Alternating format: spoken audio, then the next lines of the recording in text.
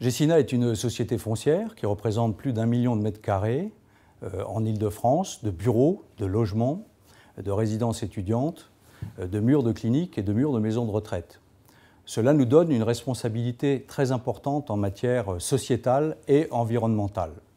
Voilà pourquoi nous développons un patrimoine responsable, c'est-à-dire un patrimoine qui est responsable par rapport à ses locataires, mais aussi par rapport à son empreinte environnementale. Nous avons structuré notre démarche de patrimoine responsable autour de 11 cibles. Certaines de ces cibles concernaient depuis plusieurs années la performance énergétique. Nous avons ajouté plus récemment des objectifs concernant la biodiversité. Pourquoi? Parce que la biodiversité est un enjeu grandissant pour nos métiers, pour notre patrimoine, pour notre image. Réfléchir à la biodiversité, c'est donc repenser entièrement nos bâtiments, mais aussi nos espaces verts, pour développer un patrimoine qui soit respectueux de la faune et de la flore urbaine. Mais c'est aussi réfléchir à l'échelle du quartier, à l'échelle de la ville, pour mieux intégrer nos bâtiments dans leur environnement direct. C'est aussi et surtout une prise de conscience de la dépendance de nos activités, des ressources naturelles, des matières premières qui ne sont pas renouvelables. C'est ce qui fait à la fois la richesse et la complexité de ce sujet de la biodiversité.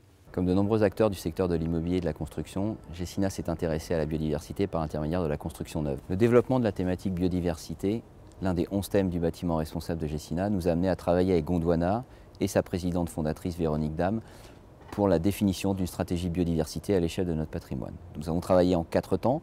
Un premier temps pour identifier l'interdépendance de Gecina vis-à-vis de la biodiversité et en cartographiant le patrimoine. Cette cartographie nous a amené à identifier que 47 bâtiments de notre patrimoine étaient fortement dépendants de la biodiversité. Nous avons ensuite voulu connaître les impacts du patrimoine de Gecina et notamment la question de l'architecture et la dépendance de la biodiversité vis-à-vis de l'architecture. Nous avons donc mené des diagnostics de différentes typologies de bâtiments dans différentes activités, le résidentiel, le bureau, la santé, et nous avons identifié les impacts de cette architecture, de cette typologie de bâtiment sur la biodiversité.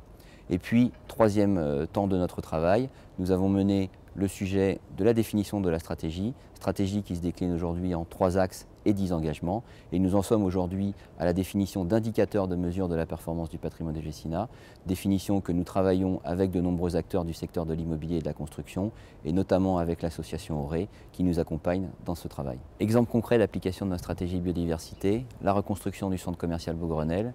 Nous créons en toiture 7000 m² de végétal, qui sera pendant encore de nombreuses années, puisque nous avons partagé le sujet avec la ville de Paris, l'une des plus grandes surfaces végétalisées de la capitale. Autre exemple, l'interdépendance de Gecina vis-à-vis des services écosystémiques et le choix à Neuilly de construire l'extension d'un bâtiment de bureau en bois pour limiter l'emploi de ressources non renouvelables. La prise en compte du sujet de la biodiversité dans notre stratégie immobilière était une nécessité dans le cadre de notre ambition de développer un patrimoine responsable. En effet, Gecina est un acteur particulièrement impliqué, mais cette implication n'a de sens que si elle rejoint celle d'autres acteurs, de l'immobilier ou de l'urbanisme par exemple. C'est le sens de l'adhésion de Gecina à la stratégie nationale pour la biodiversité.